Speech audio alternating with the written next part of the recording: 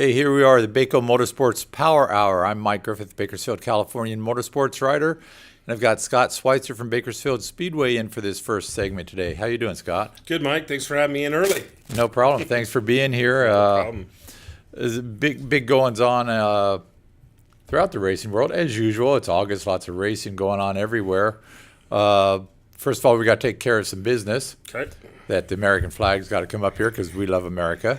And then we've got the Fast Trip Alt-Area team coming up. It'll be in December, the third annual Fast Trip Motorsports Alt-Area team, where we honor some of the top drivers throughout the region who do well enough and give them a little love in the newspaper. How's the team? Is the team growing? Team's growing. I haven't checked it out in the last couple weeks. 25, about 25, but there'll be a lot. Last year, I think there were 60. The year before, there was about 50. So it's going to be in that 50, 60. Nice. I haven't checked all the results from the Loretta Lynn motocross races. I just know by Twitter that DeFrancisco. Yeah, Ryder did pretty good. Ryder did as expected. Had won there, and we had there's other riders back there. I'm sure they did well. So I've got to check the results on that. Nice. But those guys are all good. There's 3 motocross riders that are going to be amateur motocross riders that are tops in the nation, and they're all going to be in there as usual. Nice. And then a lot of the dirt and oval racers, drag racers. So a lot of fun time. It'll fill up. It'll fill up. And we got NASCAR. NASCAR news. It's a kind of seems to be out with the old, in with the new. Not totally unexpected, but the latest guy to lose a job was Casey Kane on Monday. That was kind of awkward. I'd seen that, being that he's coming off probably one of the biggest wins of his career, winning the Brickyard 400. And I thought that might have been something to keep him in there solid, but no. Nope. He lost that. He comes in there, and then today it's announced that William Byron's going to replace him. So. William Byron from the Xfinity series, right. he's lighting it up there, racing for JR Motorsports there, and doing really well. And so that's on the heels of Matt Kenseth being told to hit the highway for Joe Gibbs Racing, Kurt Busch being told that his contract, he's going to be a free agent next year, meaning that if you want to stay here, you have to renegotiate with Stuart Haas Racing, and it looks like Danica Patrick, they don't have sponsorship for her for next year, so she should be gone. But it's interesting that Dale Earnhardt Jr. talked about this the other day, and he says basically you're replacing higher salaried veterans with lower salaried young up-and-coming drivers, which because the money's just not there that was there when all these big contracts were coming in. He says you can't have, you're not, he says these teams just aren't getting those 10, 12, $14 million contracts every year from a single sponsor. So if you got a driver making $6, $7, $8 million, you can't get $10 million sponsorship and be successful. So he says drivers are going to have to come to the realization that those bigger contracts may be going downhill right now, or else they're going to be out of rides and this and that. So it's just interesting. That times is an in interesting NASCAR. point. Yeah. Yeah. So I wonder if Jimmy Johnson's worried, being that in the Hendricks camp, I mean, they've cut out all them guys and put in all these young guys. I mean, isn't he the only guy left? He's the veteran. He's the only veteran. New 3 teammates next year combined ages add up to about his. Yeah. 2046. Not that bad, but his 2 other new teammates. So you're getting 20-somethings, and so now all of a sudden 40's looking really old in NASCAR. Right. That's a good point by Dale Jr. I never thought of it that way, of the cost of racing and what these drivers' contracts are, and it makes it interesting. Yeah, it's a whole new world in NASCAR, and obviously team sponsorship and stuff, and let's face it, TV ratings down a little bit. Grandstands aren't as full as they used to be. Got to find ways things to make cuts. Change. You got to try. You got to survive. I think one of the things NASCAR did that helps going to 1 day or 2 day show. They did that once, and I think eliminate that extra day. I mean, why? Why is everybody there on Friday? Qualify Saturday, race on Sunday. It's kind of silly, but anyway, we got the photos up here that Chris has been running through, and this is what happened at Watkins Glen. Martin Truex Jr. It was a fuel mileage race. Kyle Busch was out in front for a while.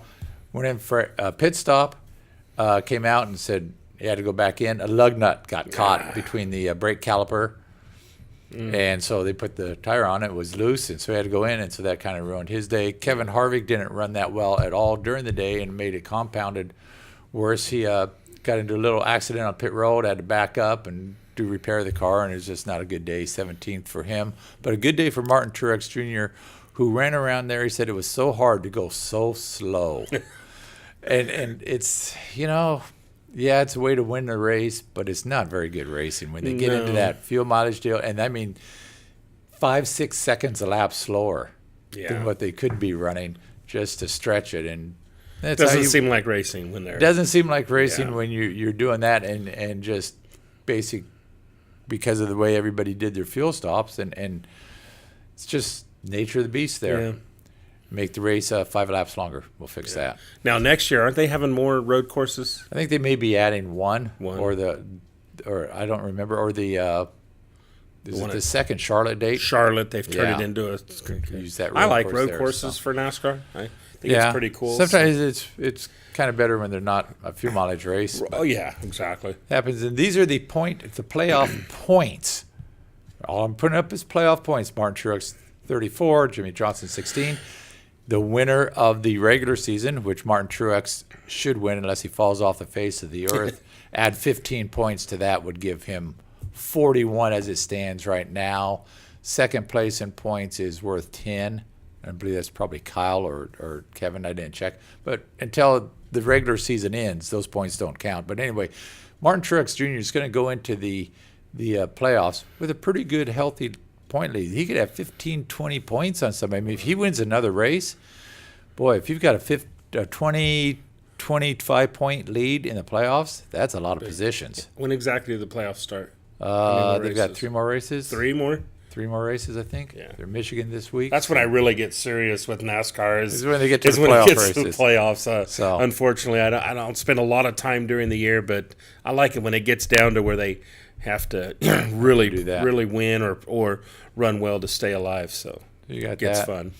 And then we have the Xfinity race, familiar face there. A lot of controversy whenever Kyle Busch wins an Xfinity Series race, but there were Keselowski raced in this, Harvick raced in this, so he won, and there you go, another win for Mr. Kyle Busch. Ryan Reed, not a good day for Ryan. Finished 15th, was up there. I don't know what happened. I didn't read up on it. He was up there in the top 10 with 15 laps to go, so I don't know why he fell back. Casey Mears had a wheel issue earlier in the race, ran out of gas on the track. Oh, man. So not a good day. You don't want to run out of gas on a road course. No, it's a long way around. So William Byron, who is moving up to the Cup Series next year, is the leader in the playoff points with 15. Justin Allgaier 8, Ryan Reed 5. Elliott Sadler leads the regular season, probably going to win that, so you can add 15 on that. So right now he would actually be the leader. So he kind of has 20. William Byron at 15. We'll see how those juggle out going down the stretch here. But I think this will be interesting come the playoffs. William Byron has had the hot hand lately and seems to be kind of the class of the field right now. Which is probably why he's moving up to Cup. Yeah, probably wants to go out on a winning note, probably. So we'll see. There you have it. And the only other thing that happened this weekend, you had the NHRA racing. The NHRA finished its Western swing. Started in Denver, went to Sonoma, ended up in Seattle. 3 Western races in 3 weeks. Robert Hight there with the win. Chris, do you have that video you can play of Robert Hight getting the win? So we'll go back to that in a second. But Robert Hight, 250th win for John Forrest Racing. And his second straight win certainly has hit his stride now in the funny cars. And it's funny how it goes. The momentum just changes throughout the season in all motorsports. He's been struggling for a while. I've been seeing a few things about that he was really struggling and finally got that first win. And now look what it did. It did create some momentum for him. Yeah, and he seems to be way ahead. So.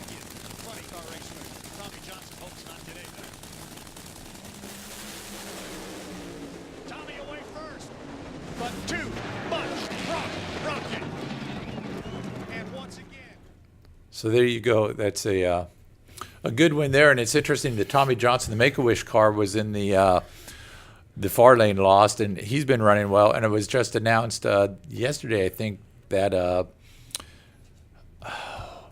Terry Chandler's husband, Doug, is going to keep that sponsorship. They're out of their own pocket for the Make-A-Wish team and the Infinite Hero team through 2020. Well, that's huge news. I know So- that was a big deal when she had passed away, and people had a lot of speculation about what was going to happen with those teams. Yeah, two top-notch teams, and for those that are totally funded out of private pockets, trying to help those two charities draw more awareness to them and raise money. So that's good news through 2020 for the Infinite Hero and Make-A-Wish. So good deal there. Pro Stock here, we had Drew Skillman with the win there in Pro Stock, and always competitive in Pro Stock and NHRA. And the previous slide was Anton Brown, who I think won. He swept the Western swing last year, and he won at Denver. Did not win at Sonoma. Came back and won. Took the points lead. He now leads Steve Torrance by about 13 points in the top field chase. And Steve Torrance, who has 6 wins this year, went out first round at Seattle and then had to sit and watch. And sure enough, Anton had to win the race to take the points lead, and the door is open. Wow. It's always interesting because, they're headed toward their countdown. There's only a few more races, couple more races for the NHRA to get into the countdown to the championship. And you got Anton Brown leading the way, Steve Torrance, and Leah Pritchett. 3 drivers really close in points. I think that's going to be a good championship run. Ron Capps has struggled mightily the last 3 races. He has a huge lead, 6 wins in the funny car, but he struggled lately. So there you go, that whole momentum thing. And you know what's going to happen, and really it heats up after Indy, then you get into the chase. Yeah, I heard him on on Twitter, some Twitter feeds. He was talking about struggling with a car, but they've got another new car that they're thinking about bringing out. So it's a new car, and it's that time of year. Is a big point lead, so as he's playing with clutch combination. It seems to be the thing. A few years ago it was headers, and they figured out, Jack Beckman's team figured out how to lay him back and add more thrust, and that's why Jack Beckman got on a roller and won. Then everybody caught up and did it. One little thing can and now there's a lot of playing with clutch combinations, trying to get all the right clutch discs lined up for the championship run. So kind of crazy in NHRA. And then one other thing before we get out of here for a little break, K&N West Series goes up to Monroe, Washington on this weekend for the a race at Evergreen Speedway. And Todd Gilliland looking for another win. He has 5 wins. Teammate Chris Eggleston has 3 wins. They've won 8 out of the 9 races this year. So pretty much got that. So Bill McAnally Racing's kind of dominant out. on there. So we'll see what happens up there. Blaine Perkins of Bakersfield is 8th in points. He'll be racing up there. So we're going to be back in a few minutes with the Bakersfield Speedway segment. May Scott stay around and talk about his racetrack.